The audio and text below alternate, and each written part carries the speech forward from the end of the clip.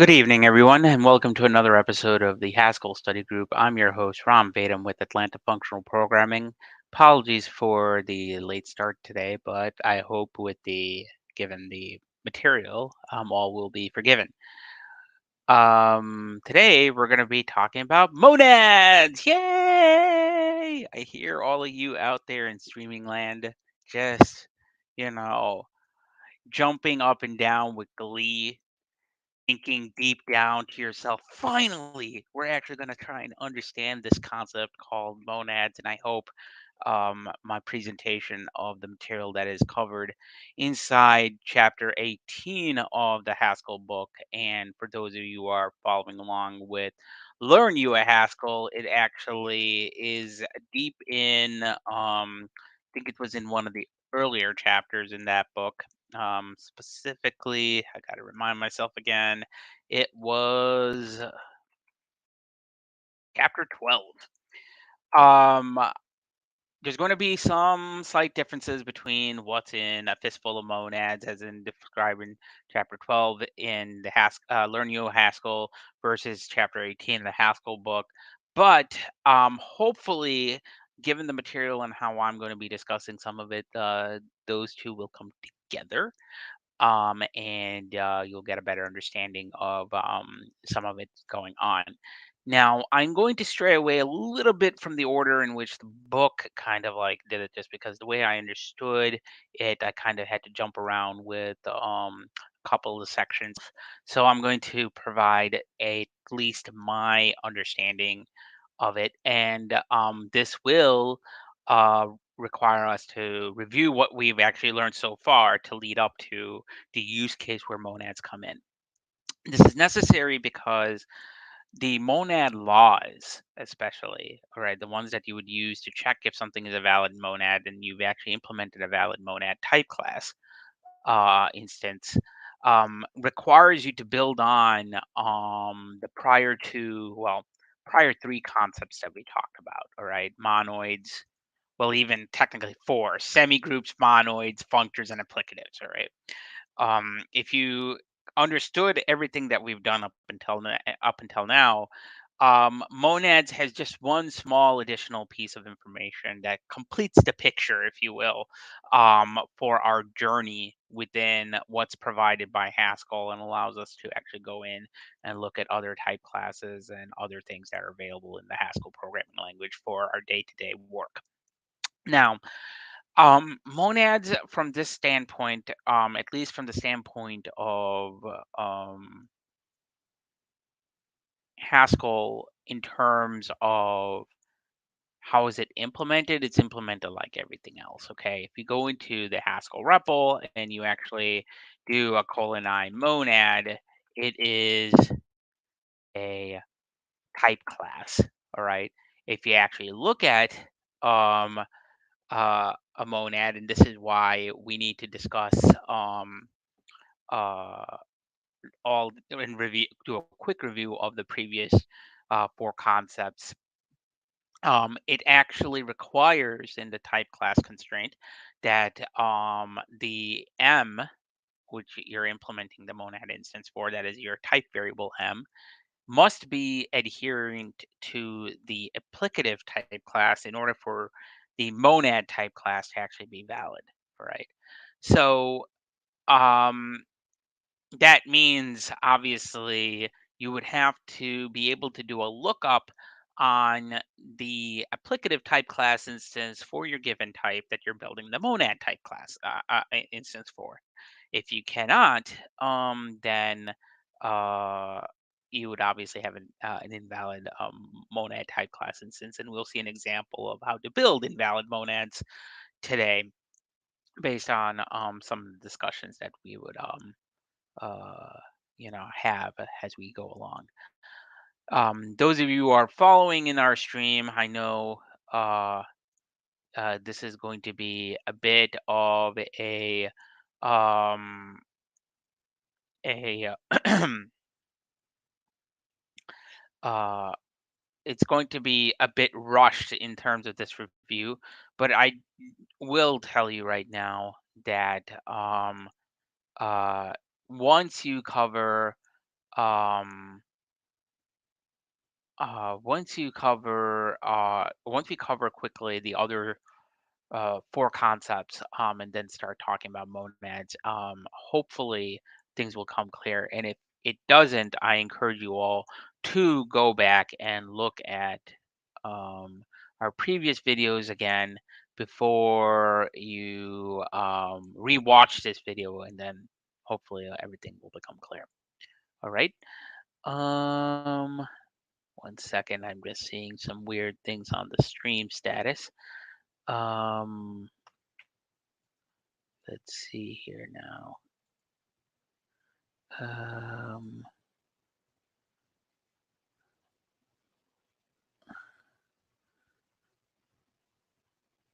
okay. All right.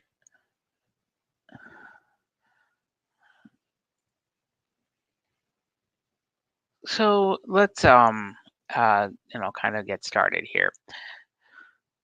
So we've kind of went through each bits and piece of this layered cake, if you will, to get to this point in the past. So this is going to be fairly rushed, but we covered four type classes up until this point. As you know, a type class can be perceived as a kinded interface that requires you to, for a given type, to implement functions that describe the rules on how your type adheres to this type class interface. And the underlying type checker will actually go in and leverage a simple lookup mechanism to determine whether or not this is a valid, whether or not this actually is a adherent to this type class. But it doesn't actually validate the type class, meaning that for especially these algebras that we've talked up until this now, whether you talk about semigroups, monoids, functors, or applicatives, um, the type checker itself during compile time and subsequently during runtime does not do anything or go out of its way to make sure that your type class instance adheres to and preserves and respects the laws for the given type algebra that you're implementing on. That means in the case of, say, monoid or semigroup, if you wrote an invalid monoid or semigroup, you wrote an invalid monoid and semigroup. All right. There was some ways to go and do some checks, and we've actually demoed and demonstrated last week. And we're going to use the same mechanism this week that actually Quick Check provides some of these laws already at your disposal, and you can use them to at least validate that you have valid functors and valid applicatives, and then eventually you can also check to make sure that you have valid monads. Um, but the actual laws themselves is something that we need to go and just do a quick review on, because it's important to understand these laws again when we start talking about monads. All right.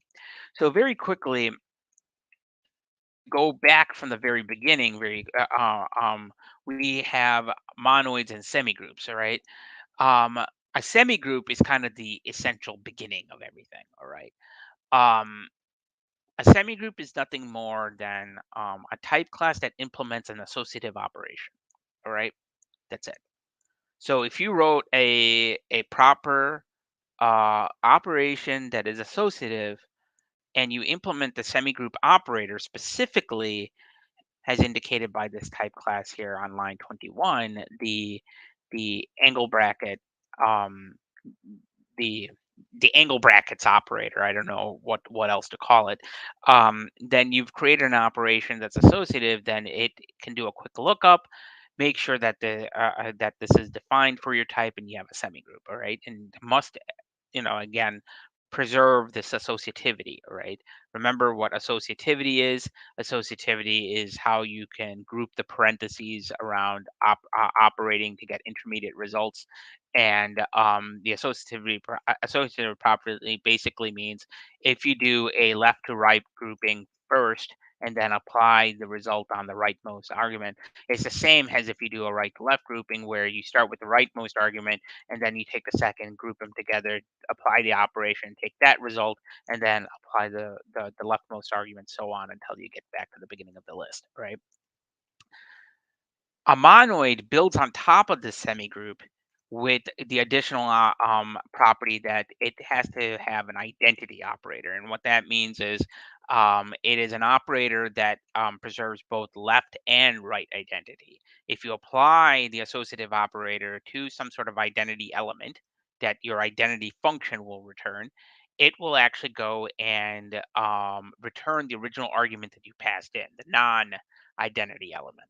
All right. So in the case of left identity, if you have a identity element I, and then you have a non-identity element X, and you apply the operator star on I and X in this order where the identity falls on the left-hand side of the operation, where star is an infix operator, you're going to end up still returning the actual non-identity element that you passed in.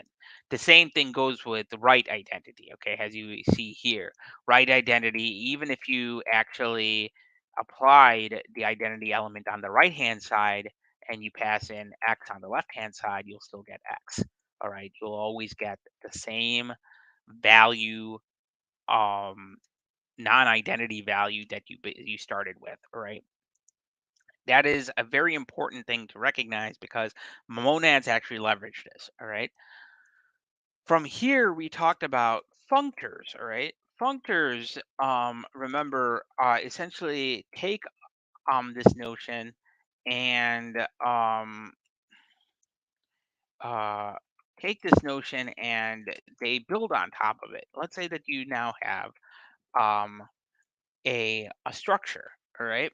Now, functor specifically, it doesn't actually leverage monoids or semigroups, but this piece actually talks about how you can, given some sort of structure that has some sort of identity element, all right, meaning that the structure itself has some base case, all right, you can map or transform any non-empty or non identity version of this structure in a compositional way that you can preserve the structure throughout the function applications that you've composed. All right.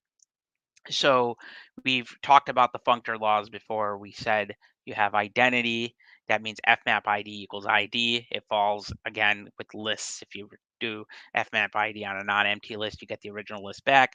We've also talked about compositionality, which is again whether you fmap the composed function or you fmap each of the functions individually, you'll end up getting the same result. And this third thing is very important. You have structure preservation, meaning the original structure that you've actually transformed on stays the same. So if you started with the list, you end with the list, right? Applicative built on top of this, and it essentially connected the functorial structure that you're dealing with in terms of transformations and structure preserving operations, and it married it to the monoidal properties. All right, it added now the associativity operation, saying that you should be able to group any way you want and still apply it, and you'll end up still getting the same result. And it included the fact that now it's not just identity, it's left identity and right identity should actually be preserved, and you now get an applicative. All right, so why is all this important? Well, a monad that we're going to be talking about today is essentially an extension of this applicativity behavior and this functorial behavior. Okay, but in order to actually address the actual essence of what a monad is, we'd have to deal with a simple example. Okay. And this example actually is kind of nice from the standpoint of the uh, like the book, I honestly think compared to Learn You a Haskell, chapter 18 example really kind of really helped out in this. But I'll I'll show you kind of the essence of the idea, right? Um, let's say that you are, you know, um, creating a function, okay, like create list, all right, that takes in an x and just returns an x, all right. And let's say that you f map, all right, this create list, all right, on some list 1 2 3, all right. What you're going to end up getting returned is a list of lists, all right. You can see this in the type of list of lists, okay, of fmap actually, all right. It takes in a numeric, all right, and it returns a list of a list of a, all right. This is actually true if you end up saying, like, appending anything to this list, all right? One way of thinking about this is what we saw, before, where let's say that you wanted to, append a Boolean to the list pair, and has a way of knowing that it exists or not. All right, and you could certainly do that. So let's say that in here we do a quick function application. So instead of create lists, let's say that we have um, a list, an is even item that takes in an x and it returns the pair x comma and actually this will probably be we'll come to this example later because there are going to be two different types and I want to, let's say, a double list. What we'll do is we'll say double item, we'll take in an x and then we return x 2 times x, all right. This is, the same kind of idea. You'll end up getting, if you take in let's say 1 2 3, you'll end up getting 1 2 2 4 3 6, all right. But when we're writing this, let's say, and we're trying to pass it into, say, another function, we may want to treat this as, say, like in common list, we have this notion of an associative list, all right, where and usually you use associative lists or p lists.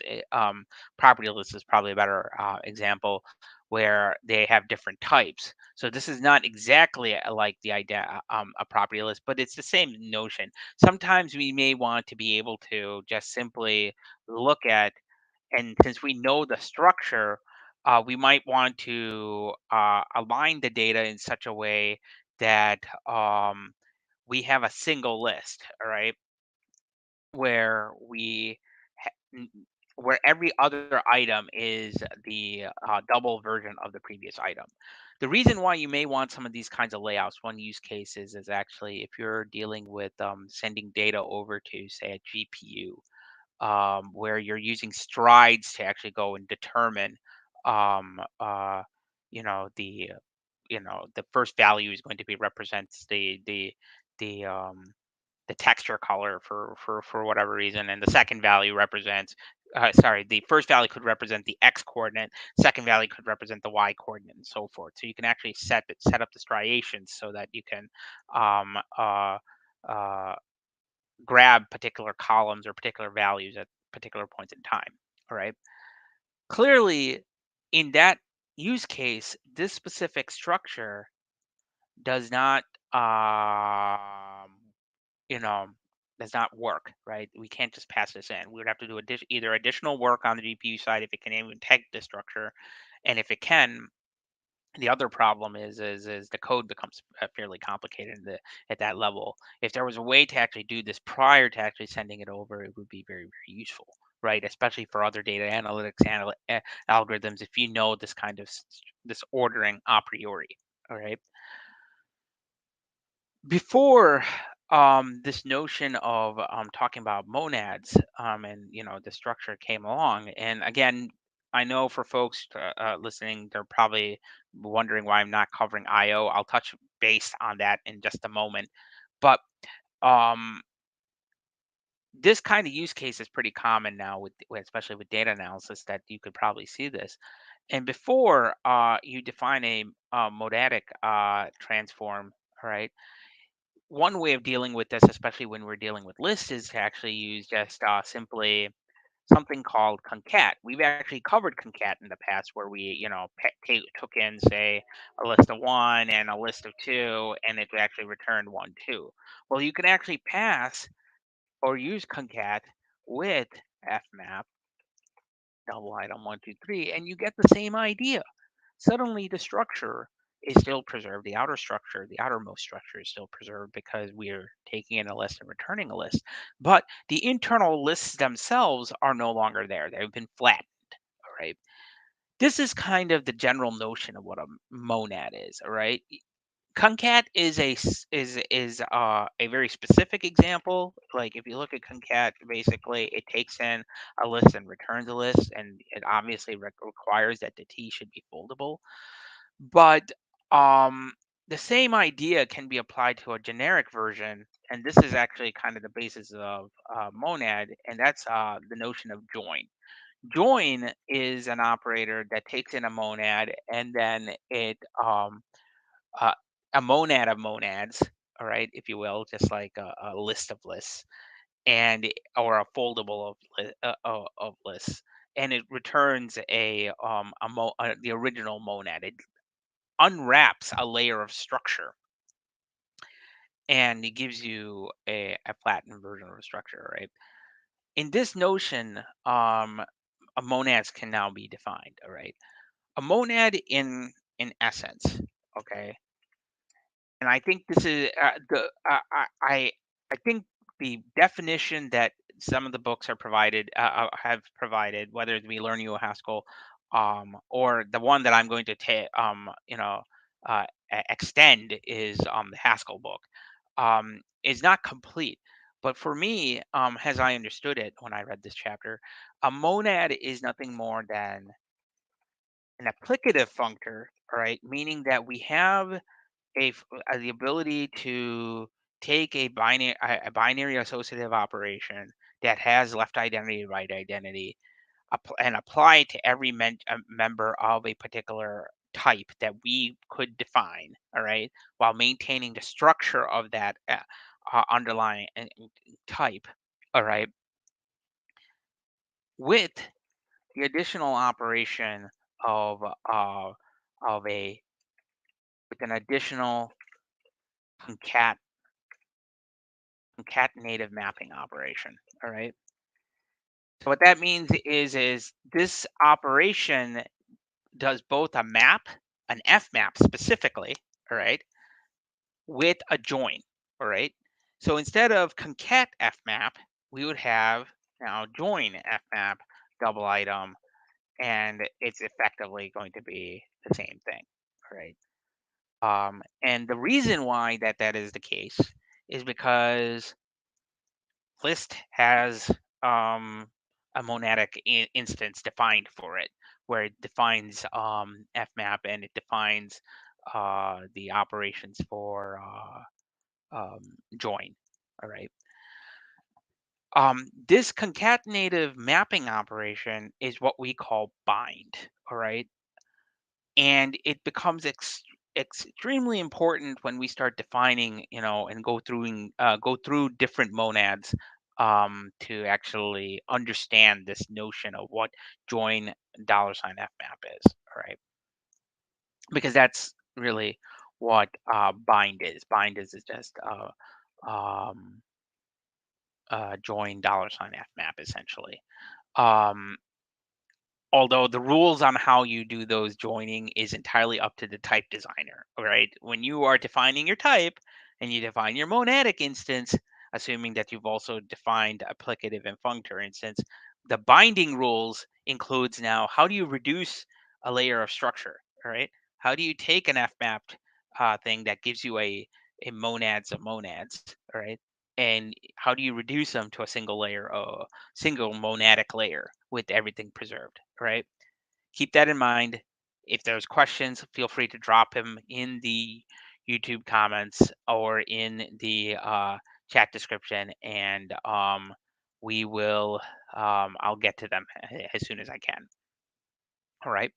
So let's first start with um, the the instance that we have displayed here. All right. The actual definitions of the monad. All right. Let's revisit this. Let's clear up the screen and just do monad. All right. You see that there are three operations here. All right. One is the bind I don't know what to call it. I think it's pointy equal operator. It's just a bind operator, right? It has many different names, but really I just call it the bind operator, right? This is the operator that we're going to be talking about in more detail because essentially that is the one that you need to implement, assuming you've and honestly, it's not really an assumption. You have to define the applicative instance for this, all right? Which brings up first point about monads and why monads are here when applicative is also here, all right? Because I just said earlier that a monad is nothing more than an applicative functor with a concatenative mapping operation. Couldn't we just create a separate bind and just assume that we have an applicative on there? And honestly, in earlier versions, um, if applicative was first, one could have made that argument. But monad first existed before applicative, historically in terms of Haskell development. Number one. Number two, monad is actually a stricter version. It's much stronger than uh, uh, applicatives. All right, and just like applicatives is a much more stricter, more algebra than functor is. All right, applicatives require that you have a functor, if you remember, right? Your your applicative f must be also a functor f, which means you need to have implemented fmap for this to all work. But in addition to that, because it's described some level of associativity and the identity operations to make it a monoid, an applicative is a much stronger type class and a much stronger type algebra than a functor is. Functor is much more laxed. The only things it has is identity, um, composition, and structure preservation. But it doesn't have anything about associativity. It's not closed under associativity. And for those of you in the YouTube world that have questions on, well, does that mean there's a way to define a functor that on a non-associative operation? The answer is technically yes. Now, I can't give you a particular example right now because nothing comes off the top of my head, but this is something that is something you need to be aware of. And the same thing with applicatives versus monads. Monads is a much stronger version of an applicative. Why? Because monads guarantee that you should be able to join your structures together in such a way that you could take off a layer of structure that has may have been introduced as a result of the mapping operation. Applicatives don't make any such guarantee. All right. And we saw something like that when we were doing the list of lists, although I was using functors for that particular example. You could totally come up with a similar example when we're creating a list of lists in using applicatives, specifically using the apply operator. All right. So just keep that in mind. The order in which applicatives and monads were created is in the opposite order, although applicatives is in between a functor and a monad. All right. Originally, there was only functors and monads, but now when you talk about GHC and newer version of GHC, and I think this is for at least the last 5 years, and the time of this broadcast for folks watching this much later is 2022. Um, this is, I'm thinking, like 2017 or even earlier than that. It's when we talk about the type class game in terms of type algebras. It's no longer functors and monads. It's now functors, applicatives, and monads. All right, and obviously, although semigroups and monoids are there, and they are actually incorporated as a result of applicatives being monoidal, most people uh, un- most people can probably get away with just implementing the applicative for their type, um, as long as there's a functor for that for that type, but not have to implement a semigroup and a monoid. Because as you can see here, the type class constraint on the applicative type class instance is literally just functor. Although applicative beneath the surface, if you look at if you use quick check, it will also include and determine whether or not your applicative is monoidal. And both of these functors and applicatives are necessary in order for you to implement bind, as shown here, uh, because that's what's going to help with the reduction, especially the monoidal aspects. And we're going to talk about that in just a minute, right? The other thing that you may be seeing here is this the second um, operator that I've highlighted. What is that? All right, we haven't actually. I can understand this bind operation here, and for folks who have a keen eye, I can even you could probably even understand return, because return is nothing more than in a sense a an alias to pure for your applicative, because your applicative can actually do the lifting for you. All right. But what is this sucker here?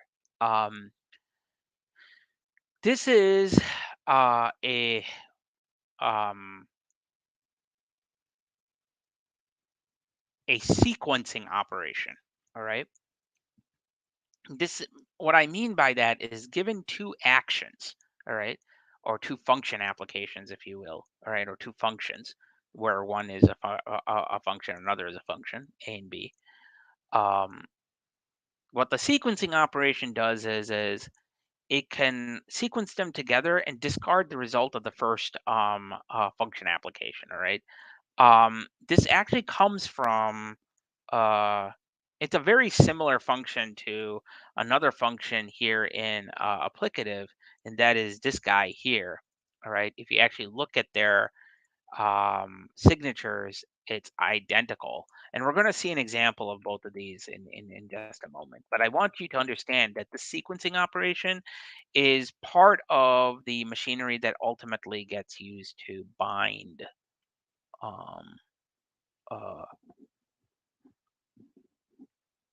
implementing the bind operation. And we'll even see it in many cases when we start talking about the do syntax. All right. Um,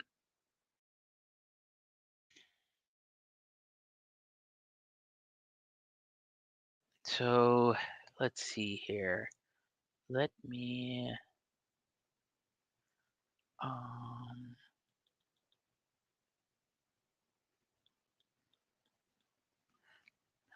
so one interesting exercise that I did, and this is kind of my implementation of an exercise that was in the uh, book that I think is important to at least talk about, is how do we implement bind, right? Because we just talked about bind. I'm not showing the other thing just in a minute, all right? But I think it's important to first talk about bind itself as a function, just so you could see and you're convinced that bind could be just simply implemented using what we had before, right, as a function application. How to implement bind. The one way that we could implement bind is literally we could simply take the same signature as defined by um,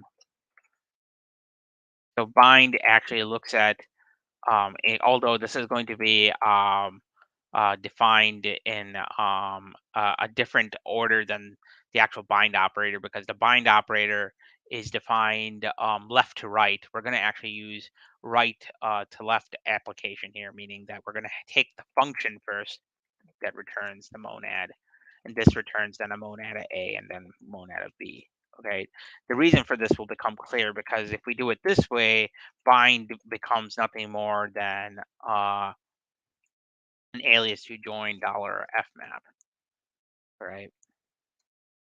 And if we define it this way, it should have actually worked, but for some reason, what did I miss? Relevant findings include A is a rigid type variable. Oh, I think I may have to actually do this. Sorry. Let me try this again. Do this. Give me the signature. Um, I actually hold on one second. Let's do, what is the type of join $fmap? Sorry, join $fmap. A to A.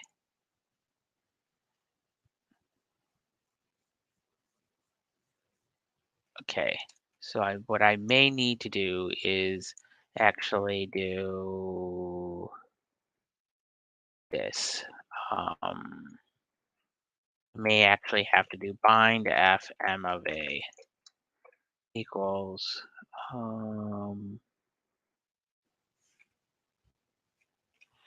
join $fmap f. Actually, this might need to be some set of things here. Yeah. The reason is probably because it needs to do some type checking. And sorry, the signatures, right? The signatures of join $fmap alone doesn't give us the whole picture. It doesn't actually add the type constraints. As soon as I pass in has a separate arguments here, it's literally going to be the same thing. So if we look at bind now, we'll see that it'll require a monad of some sort. Okay. Let's look at our type variable here I mean our function earlier. So given this is actually taking a list, all right? We can actually now call our bind function instead of what we used join earlier. We can actually call our bind function now and pass it a double item, and it will work on lists as is before. Now, unfortunately, I would have to provide some sort of parametric version of this in order to show you that this will also work in the case of of maybe. Um, Let me see if I could do that. Uh, how could I do this? Let me see. I could probably do bind to double of just 2. This should actually work, but it did not. But why? Um,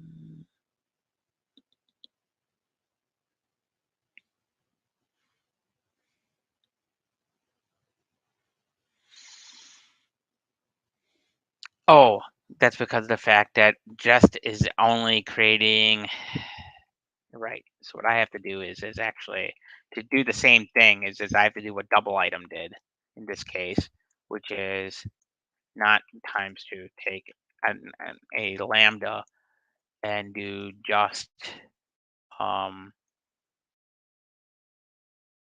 2 times, yeah, 2 times x. I can actually just do that. It should have actually created what I expected it to. Let me see. Let's just do fmap non-type variable constraint num maybe t. Oh, okay, I see.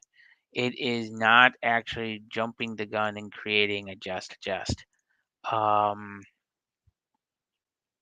we need to actually somehow lift. Right. We need to lift this guy.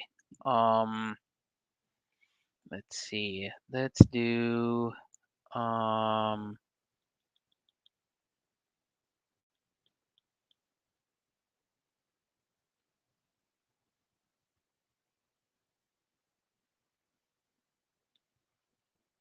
okay, I'm gonna redefine this just a second here. It's not just FMAP because we've only dealt with the functorial structure, but we forgot to include the associativity and the monoidalness in this example. So let's go back to our definition, our signature bind fx's, okay, will equal join dollar pure f applied to x's. This should also work. Let's see. Find double item on 1, 2, 3. We get the same. Let's try what I was doing earlier, which is x 2 times x on just 2. Interesting. We're going to see examples of this maybe monad, so I might be just jumping the gun here and may have misunderstood this definition, but this should have actually worked. Let me just see something. Pure x times 2. Oh, pure is just lifting it, but it's not actually converting it to a just. So I am jumping the gun here to using maybe type, but I'm pretty sure that there's something there that I'm missing in my signature.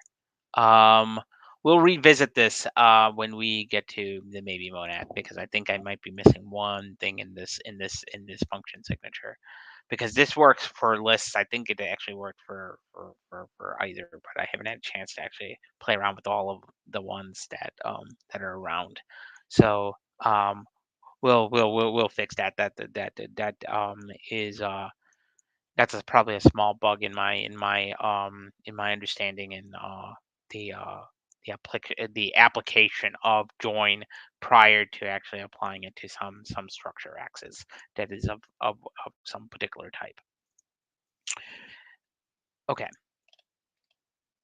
The reason why I've been going through all this hullabaloo in specifying um, semigroup, monoid, functor, applicative, all right, and trying to drill that down, it's because um,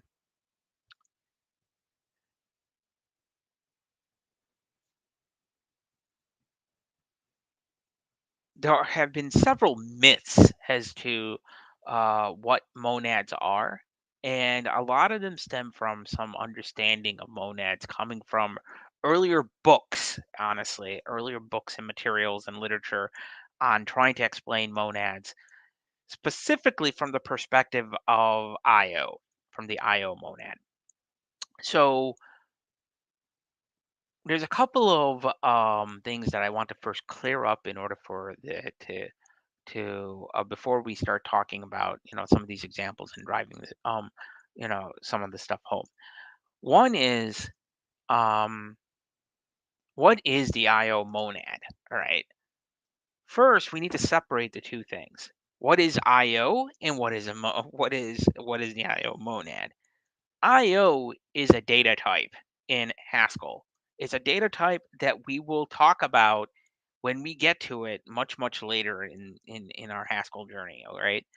Yes, we've talked about it when we're doing do syntax. Yes, we've talked about it with respect to getting stuff from the input using getLine, but we haven't actually gone through and talked about what IO is. And I don't want to spend most of today to talk about it, but I want to at least call this out just so that there isn't any more confusion as to what monads are and what the IO monads are. Monads are a type. Monad is a type class. There can be different types of monads. For the IO type, Haskell has defined an instance of monad, right? And that is the IO monad, all right?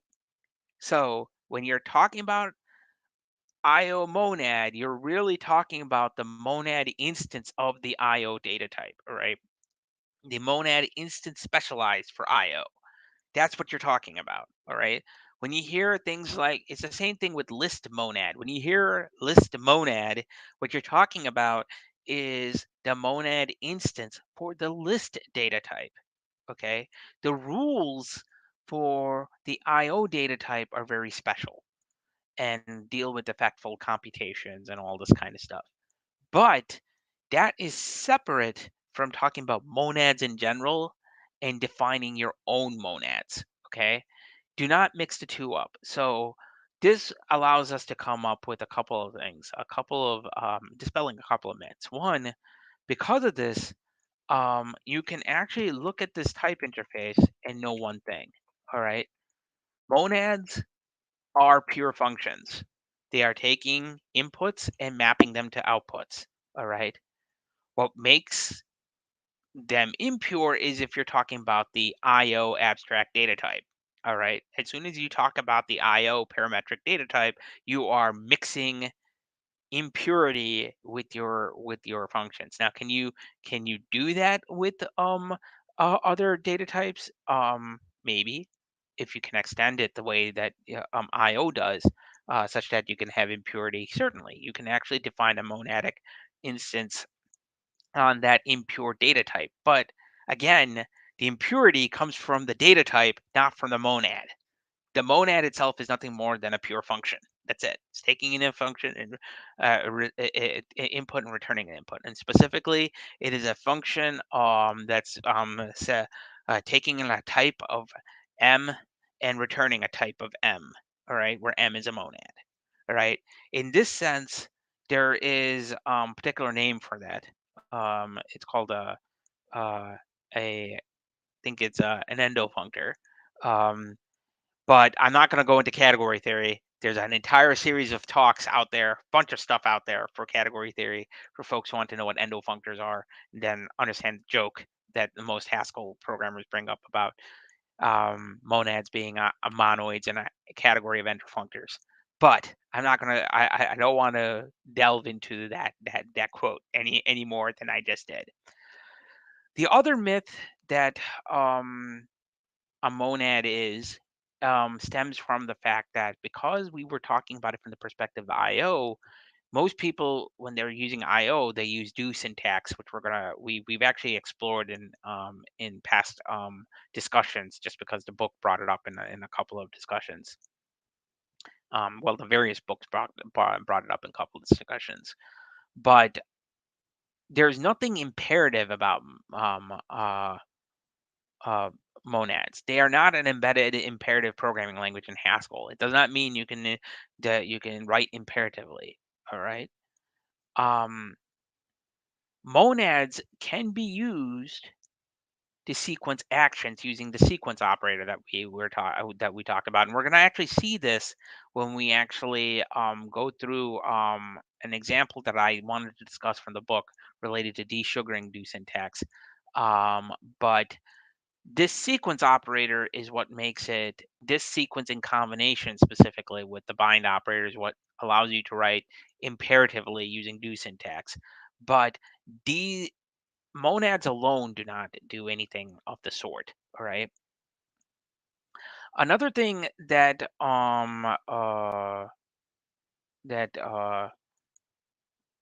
monads are not are values. It's a type class. All right. Um, and technically speaking, monadic operations, bind and return, all right, they are not actually strict in themselves. Their function signatures do not make them strict operations. Okay. How you define your monadic instance is what's going to determine whether or not for that monadic instance, whether the bind and return operations are strict. All right. And by strict, I really mean preserve certain properties, right?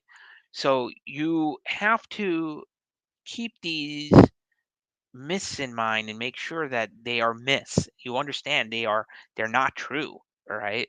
When folks bring this stuff up, just tell them up front. Do not be uh, uh, dismissive of monads just because of some reservations on certain beliefs that you might have. This is what a monad is. Just like a functor, just like an applicative, a monad is an additional type class that is part of Haskell. All right. There are certain laws that the mathematical definition of a monad might require you to preserve, but those rules are determined for your data type. If you adhere to those rules, to those laws, just like the other type classes, your type will be closed under those laws, which means your type's implementation of the monad instance is a valid monad. All right. Are there questions on this?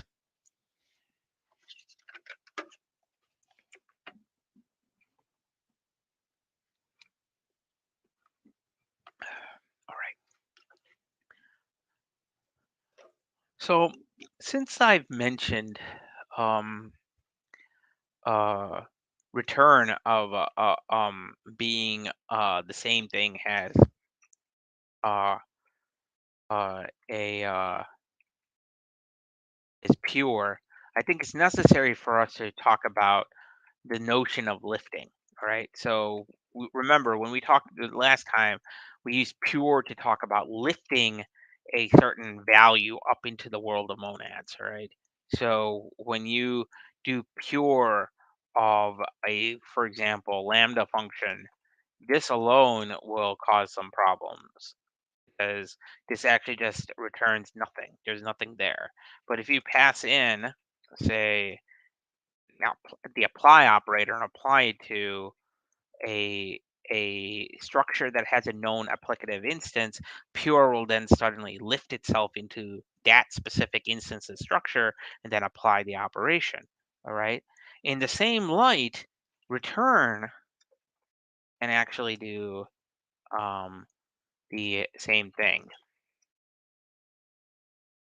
Okay. You could think of these two as uh, equivalent. All right. At least I've been thinking of them as equivalent. I don't see any differences other than the type class constraint. Uh, one having essentially an applicative and the other one having monad. Return is just a much stronger version of pure. All right. In the same light, the lifting functions that we talked about in the past, one like I think lift A is available in the prelude. Where was it? Uh, import data dot applicative lift A. I think is that. Oh no, not data control dot applicative. There we go. If we look at lift A, you can see lift A is an applicative F that takes an F and B. In the same light, there is a lift M that's part of, I think it's actually part of control that monad. So we would have to go to control that monad. And if you look at lift M, you'll see that it has essentially a similar signature. The reason why these lifting functions exist in the first place, these lift M functions, is again goes back to historical consequence.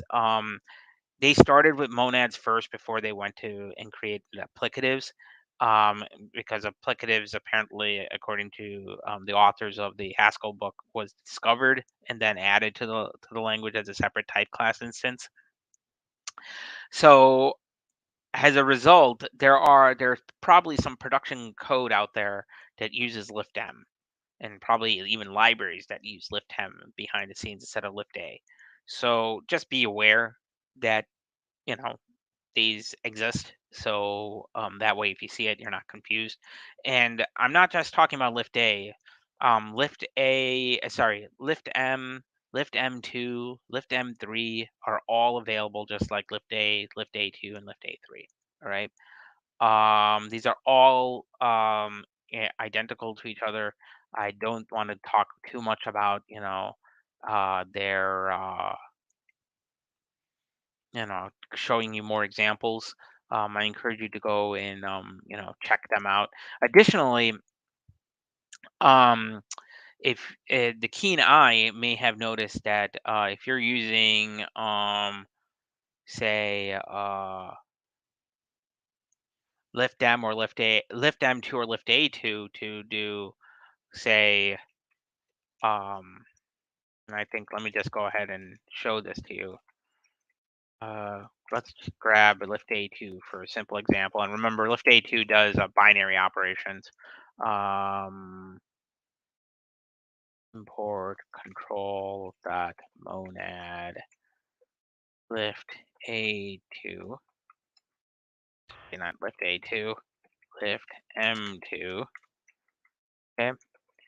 So now if we call lift A2, say on the binary operation, okay, and we have 1, 2, and 3, 4, you'll see that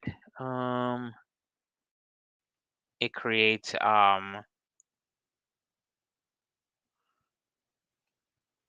you know um,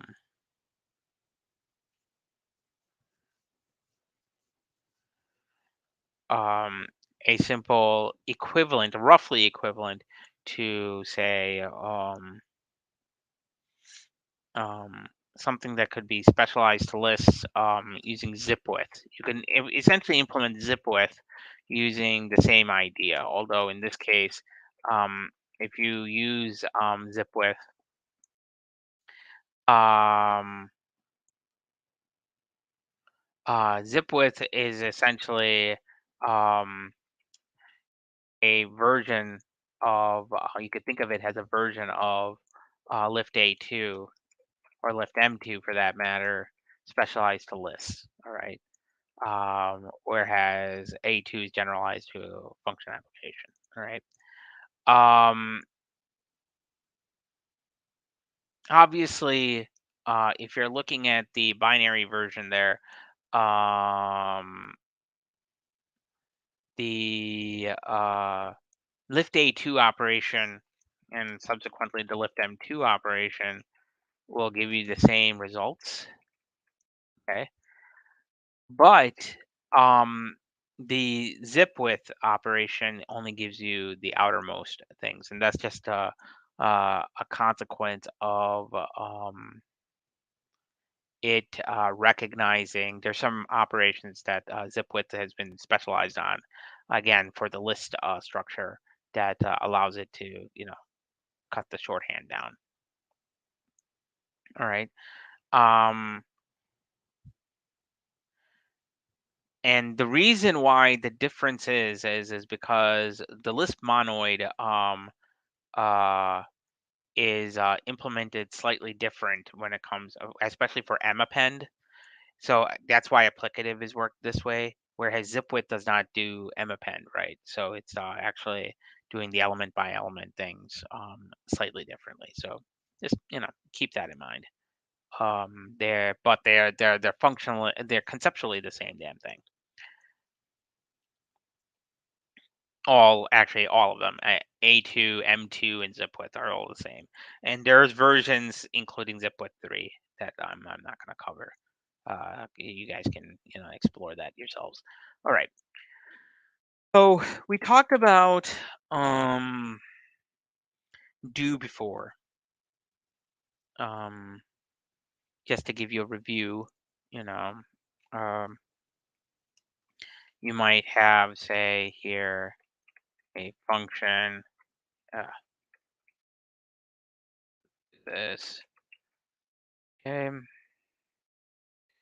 main that you want to that returns an IO instance. And main might equal to say do, where you say name. You could do put string, what is your name? And then you do get line and then put string. And what it's doing is it's sequentially running each of these these lines. It will run this first, line 88, then line 89, line 90. All right. So if we run this here and actually do a reload on, say, actually do a load because I don't think it's been loaded yet. Line 78. Give me a second here.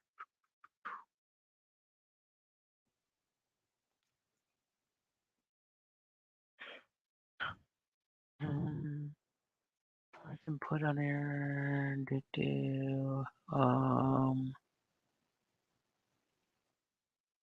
Oh right. Hold on. Got to load this. Interesting. Did I mess something up here? Line 78.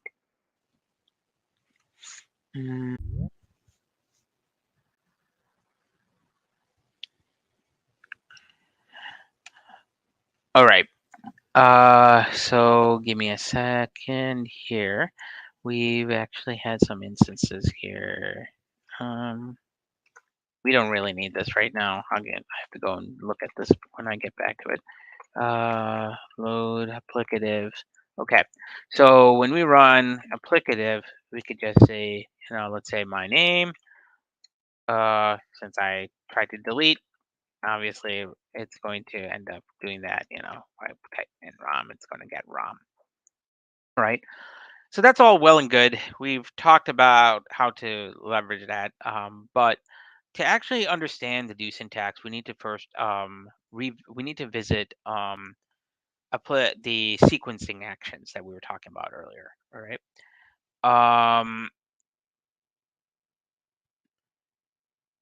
There are some cases where the sequencing action from applicative does something slightly different from the sequencing action in the monad type class instance for a given type. For our use cases, I think for the most part they are going to be the same. They should actually do the same exact thing. I will provide just just kind of something that I've seen from this is covered in 18.3 of the book. This is just some example that we're going to cover. But if we look at actually before we get started, let me first clear this up a little bit for ourselves and restart the REPL because I forgot how to unload things from my REPL. And again, I'll add applicative here just for the sake of example, and we load this guy into our module. Remember when we talk about we look at the type of the sequencing operator. This is the sequencing operator from applicatives. We have a similar type operator in what, for some reason, the book calls the pointy operator. I'm just going to call it the monoidal sequencing operator. Signature-wise, I think it's fairly obvious for folks who are looking at this that they look roughly the same, where one is a monad adherent, the other one is an applicative adherent. And for the most part, if we have, say, using the standard hello world example, if we split hello and world into two strings, we can show that the sequencing operator, if we call h r arrow quote string, I think actually this may not work because this is IO, and we pass in put string. Actually, it should work. You'll see that you'll end up getting this, but if we also call the applicative one, you'll get the same exact result. All right. There's no difference. All right. You can see that this will be useful because when we use the do that we saw in this example, there's another way of defining this function that we just did. All right. And I will show you that. But first, we need to talk about this bind that we just uh, brought up. All right. Bind, as I said, if we look at the bind operator, it is something that takes in a monoid, and the order in which it actually applies is that it takes the data first and then passes into a function, right? In this case, you could see that you could, instead of doing what we did before, do name get line put string line name. We could actually create a function, say get and print. Um, Actually, I think there's probably a better way of doing this, but we'll do this anyway. Um,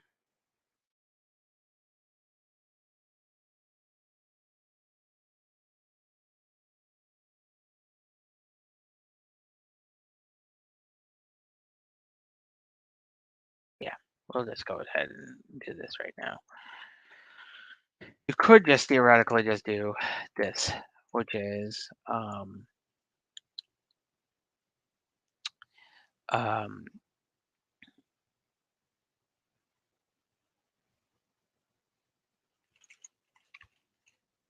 get line, bind it into put string. All right. And what this does is instead of actually assigning a variable like we would do in the do syntax, you could just directly pipe the result of the seek value, which it will remember, and we'll pass it over to the put string as the input for the next operation. Okay, instead of just discarding it. All right. In the other case, if you look at the sequencing operations as alone, they will just discard it. So if I say test here, you say you'll get tests. All right. Okay. Um, Now this is slightly different than if we just do get line and pass it over. We can't actually do that, by the way, because get line, the sequencing operator returns an IO. All right. And string returns put string line return and requires a name. Sorry, it requires a string in order for it to actually print out. So due to that, since getLine is supposed to give you IO string, it's not actually unwrapping it and passing the string along. All right, it is actually just attempting to discard that and then go to the next operation. This is why you're getting this. All right. So um, and why you're actually getting this specific argument, saying that put string is provide requiring too few arguments. All right.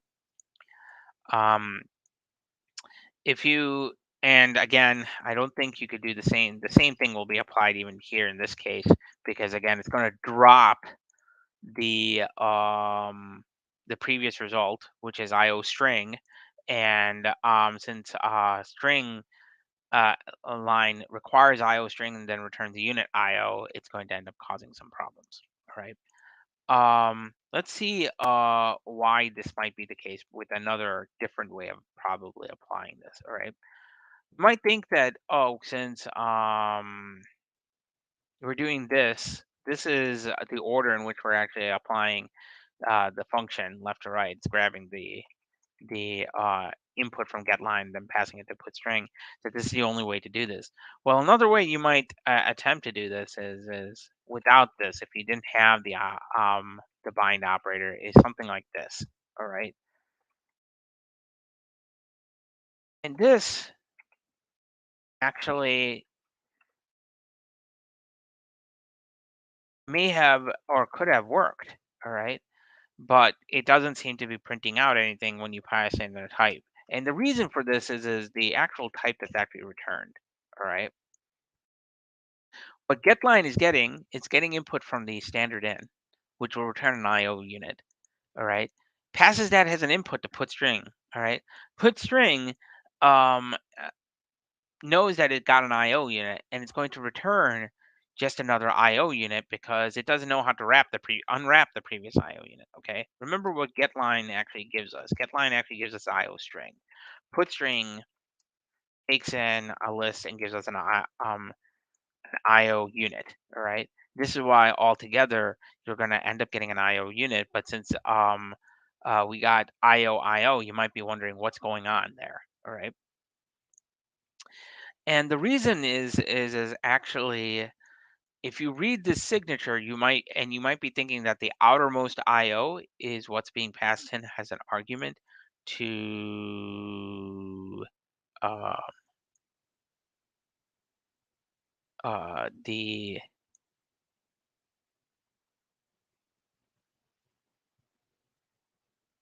um y- you might be thinking that the outermost argument is the argument that's being passed into putString line, but it's not actually, because of the way the operator works. And we have to go back to the functor type class instance to really understand this. All right. Remember, the $ operator that we're looking at is nothing more than a shorthand to say the fmap.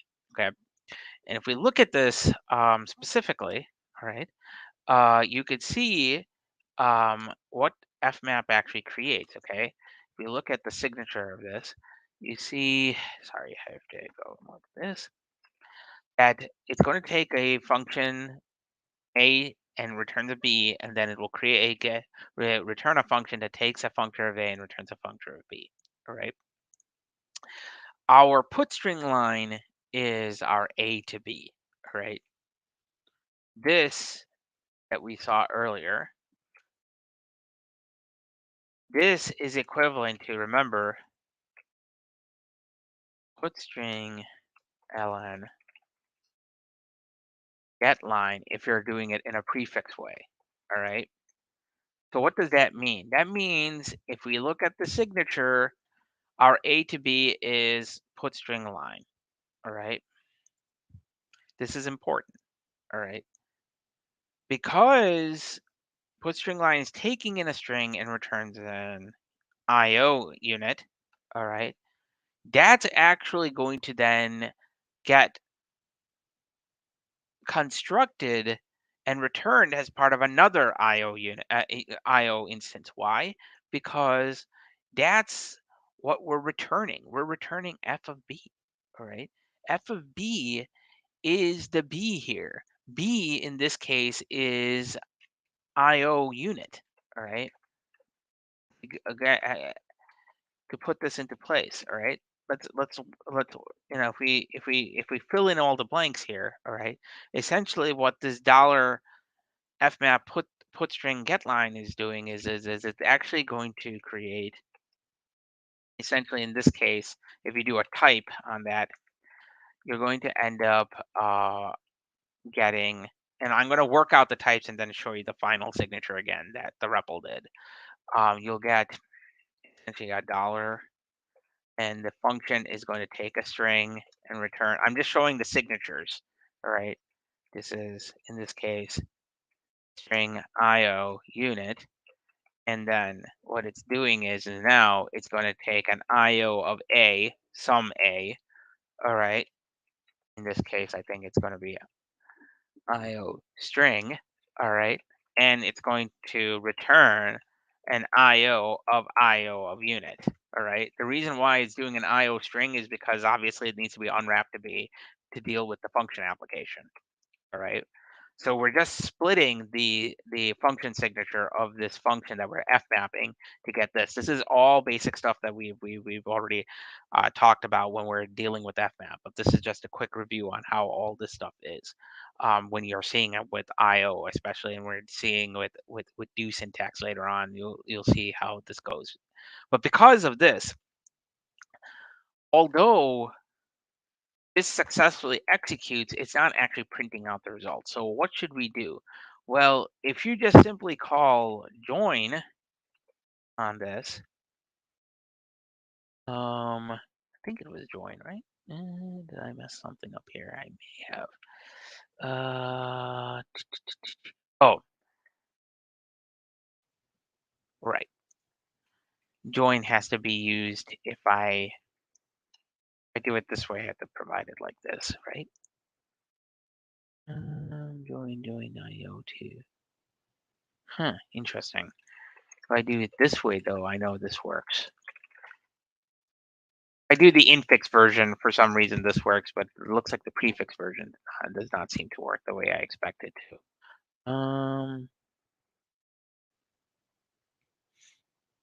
What did I do wrong? Oh, I'm an idiot. I forgot to add control.monad, which was necessary. Now this should work. You see now in the join version, whether it's being prefix or if we pass it in as infix, you'll get the same results. All right. Important reason for this is what join does again. All right. This is the heart of bind. Honestly, it is merging the effects of essentially what putString does, which is taking a string and returning an IO, and what getLine does, which is taking input and returning an IO string. All right, and what it ultimately returns is the IO unit operation, which is the original thing that's actually, I think it's the last thing that's actually returned. It's the return value of putString line. Right. So, why is this a interesting example from the? Well, it's interesting because it's actually showing that this is all basic function application. All right, this is all an extension of what we've already covered. Sequencing syntax and sequencing operations. Um, are doing simple function applications that are pure, that are mapping to another unit, where the effectfulness, the side effects part of the environment's happening, that quote unquote magic is happening inside the context of constructing a new instance of the IO data type. All right. It is not dealing with the actual mapping of a previous instance of IO into another instance of IO. And again, this will work with even other effectful based monadic structures like say state. If you want to create a state monad, you would have a same idea, except that's going to be an in-memory transition from one state to another state. All right. I hope this kind of makes sense to folks here. I'm going to bring a couple of just simple uh, uh, equivalences. So let's go back to this main here, all right, that we just saw. What's another way of like writing this? Well, another way of writing this, and I'm just going to show this in the REPL here, is if we say we can create a function called print your name. And what this does is, and I'm going to use multi-line syntax here, print your name equals, and let's say that we say put string line, what is your name? And we're going to pass that using the sequencing operation. Again, remember, this sequencing operation discards the return value of put string line. All right.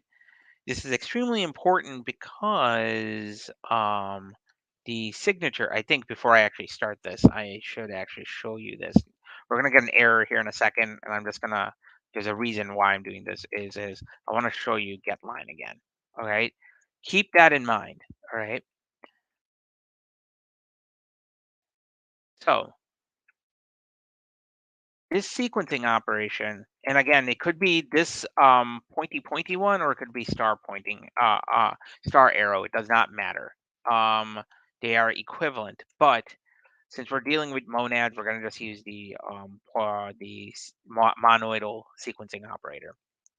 This sequencing operation will take the result, which is a unit IO, drop it on the ground, and then run the next operation, getLine, which will create a new value, return, get an IO string, bind it, and then pass it to this anonymous function that takes in a name and then prints out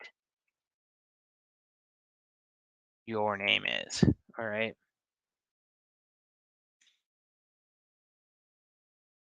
And we're going to do this with the concatenation. Your name is name, right? Or even better is probably. All right. Did I miss something here? Oh, indentation. That's important thing. Remember this when you're talking about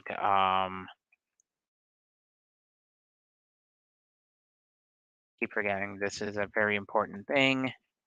We need to provide some indentation.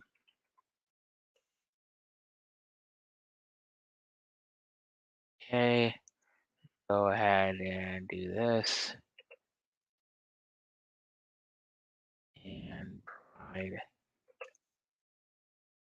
indentation, and we're good. Now, when we run print your name, you're going to get exactly what we had before. All right. Only difference is instead of just printing our name here, I can actually totally do the same thing here just for completeness sake. Your name is plus plus. All right. So let's go ahead and reload our thing. So now if we run main, you'll see what your name is Ram. If we run print your name,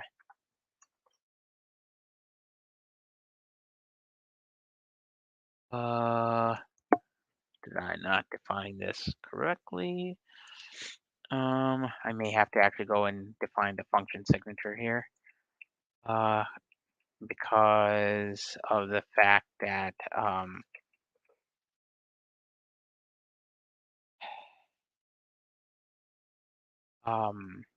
we reloaded our module earlier to get the change of the things here, and then let's add this. Yeah. That's an accompanied by. Oh, dang it! Kind of messing things up here. Let's do this again. And your name, print your name equals. Okay, I'm just gonna rewrite everything just very quickly here. What is your name? At line.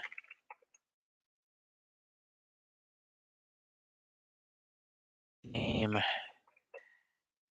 Put string ln. Your name is name. Okay. You run main, you get this. When you got print your name, you're gonna see the same thing. Okay. No difference in the do syntax. Do syntax, all it's doing is it's running a sequencing set of operations. All right.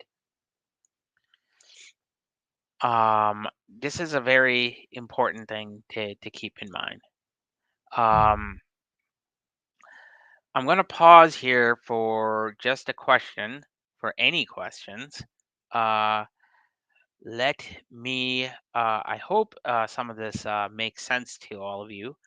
It is important to recognize that, again, for Haskell, monads are just a type class, all right? They have certain laws, all right? They have identity, they have associativity, all right? These are all parts of the monad laws. The specifically, it has right identity and left identity, slightly different. The approach of right identity and left identity is slightly different than, say, applicatives, in terms of the signature and how it's applied, but it's really a function of how bind is actually being used. The point is at the end of the day, the uh,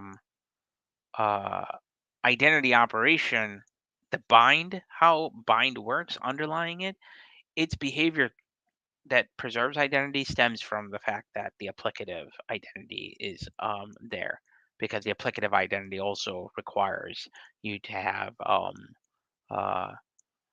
left and right identity due to the fact that an applicative is monoidal. All right. Um, I think given the time, I'm going to probably take a step back and say that we're gonna talk about the monad laws, and then really dig into um, the actual laws of monads a little bit more in detail next time. Um, so just a couple announcements. One, unfortunately, we are going to have some time off next week for Haskell study group. Uh, but we will be back the week after to finish up our monad laws, and talk a little bit more about composition and really go through examples of monads, because there are quite a few examples to go through. But for those tuning in just now and watching this, understand that we're just scratching the surface on the monad type class. The It requires a little bit of practice, and it requires you to understand everything that we covered up until now. We reviewed semigroups, monoids, functors, and applicatives. I showed you the sequencing operator and how that might be used in do syntax. I showed an example of using bind using the list monad. We will correct my bind implementation next time, so that it's a little bit more cleaner and actually correct, so that it deals with many other types in a generic way. And we will finish off with chapter 18 with uh, the monad laws and deal with applications. I'm going to pause here for just a minute or so, just to see if there are additional questions. If not, I will see you guys next week. So. Um,